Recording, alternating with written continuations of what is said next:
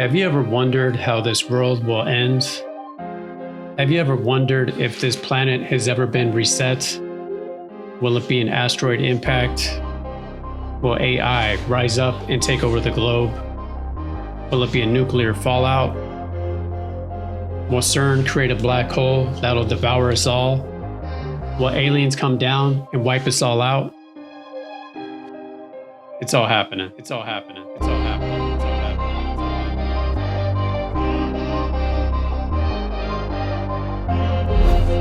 This is Carlos Santiago.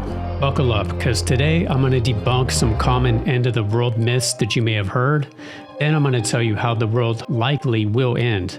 And to be clear about this, I'm not talking about the world itself dying out, but more specifically, how humankind will.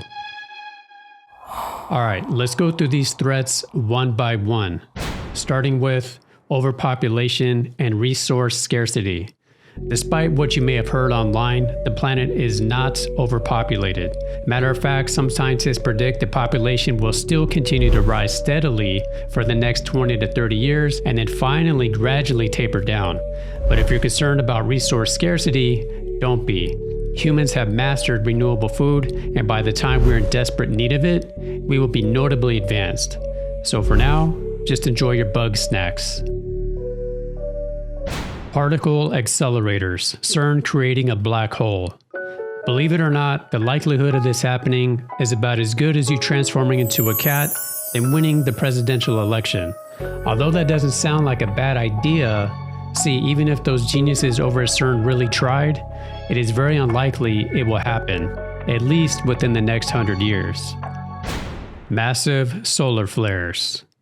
Solar flares happen on a regular basis. The good news is, if there was a massive solar flare or coronal ejection, it will not wipe out all of civilization due to Earth's strong magnetosphere. But it is very likely that a solar flare can fry all of the satellites in orbit and potentially send us back to the Stone Age. Now, the bad news is, the chance of this happening within our lifetime is 50-50. Nuclear threats. Now, nukes are definitely a problem and can affect areas they land on for generations. But even if we took all 12,512 nuclear warheads existing right now and pointed them at the most densely populated areas, it would only wipe out 60% of mankind. But since humans obviously live very spread out in different continents and islands, a lot of countries will still continue to survive. Although there may be devastating effects in Earth's atmosphere, they would still continue to live. Super volcanoes. If you just did a quick internet search of volcano eruptions happening right now, you'd be amazed with all the eruptions taking place globally.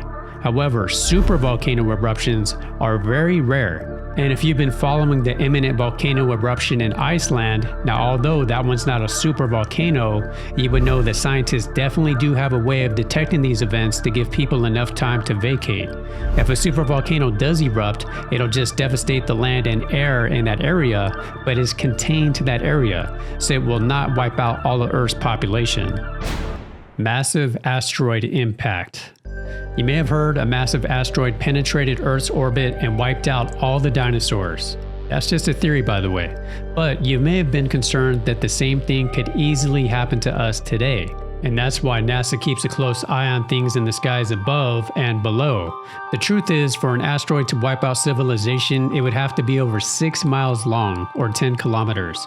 Thanks to modern technology, scientists would have plenty of time to come up with a game plan before an asteroid of that size gets even remotely close to us. Alien invasion. Now, this one is interesting because people who used to think that aliens were a work of science fiction are starting to turn around and realize we may not be alone in the universe. This is in part due to the numerous credible reports from top-tier pilots who saw a UFO, UAP, or even caught them on camera. Not to mention in the summer of 2023, where a UFO whistleblower addressed Congress stating the US government had had alien crafts and even alien bodies in their possession for many years. Many are divided over this. I have personally seen an alien, which I talk about in my book, and I saw it with a group of people. So I know for certain that there are beings that exist here on this earth besides us. So let's just assume for a minute that aliens are real. Now the question is, how are they getting to Earth? I made a video last year about aliens of inner Earth and that they may likely be a hiding spot for them since we normally don't see spaceships flying into our orbit. When we see them, they're already here.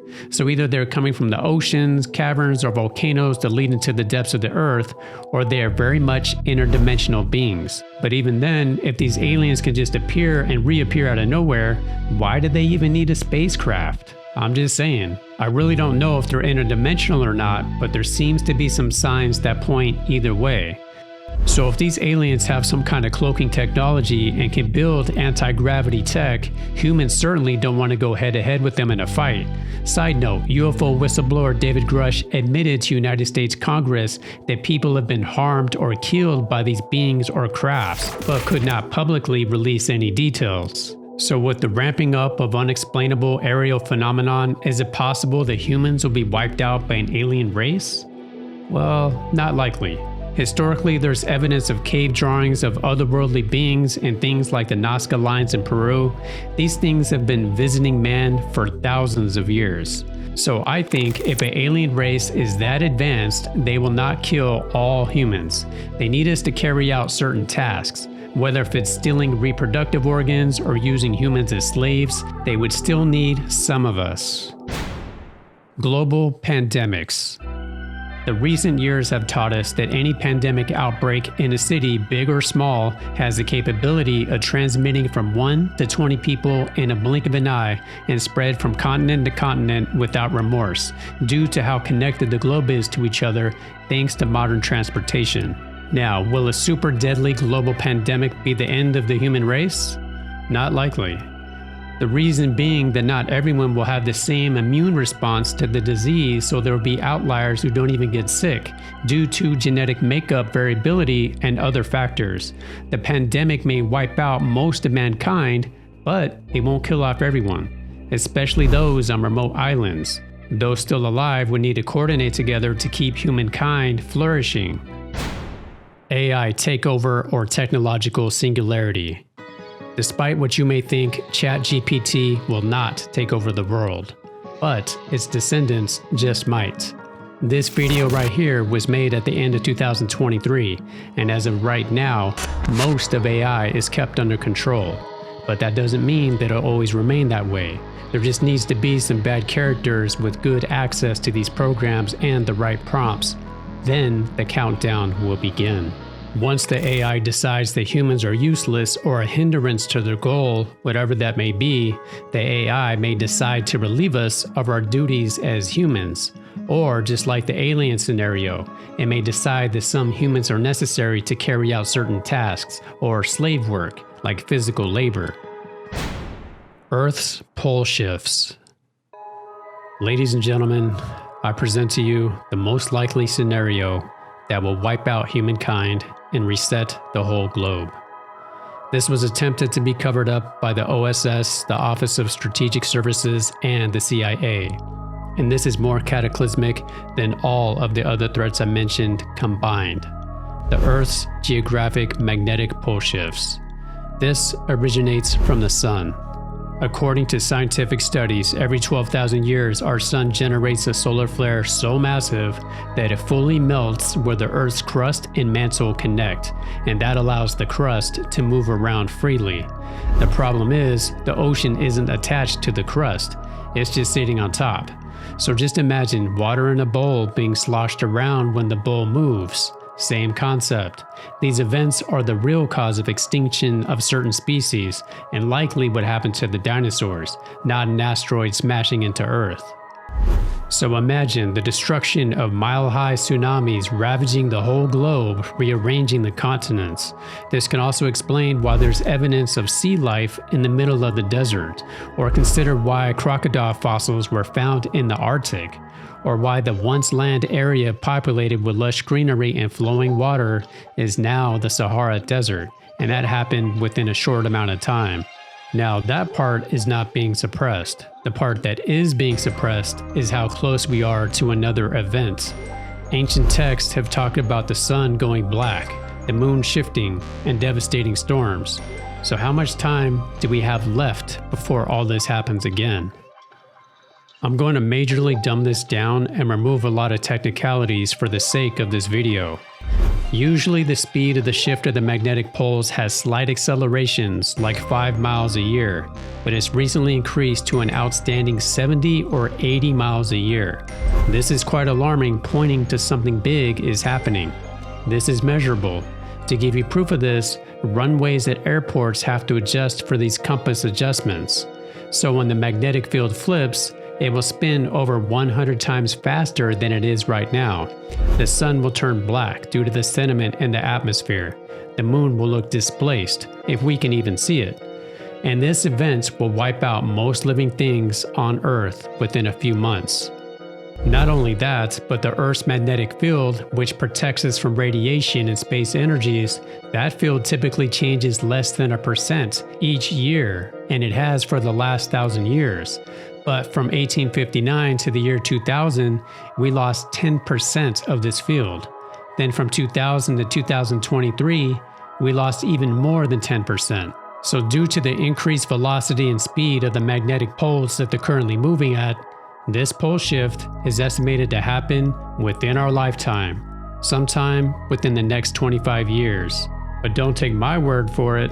This is mainstream scientific literature. I'm going to link some resources in the description of this video from Berkeley. I will also include a link explaining how CIA got involved with this cover-up. These Earth changes are inevitable. I hate to be doom and gloom here, but there is nothing we can do. Even underground bunkers aren't foolproof, and you may be trapped forever. My best advice is, enjoy life. Really make the best of it. Live today like it's your last.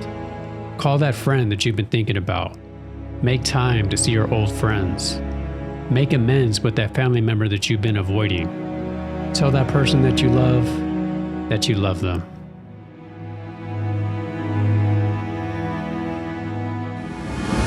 Glory to mankind. Glory to mankind. Glory to mankind.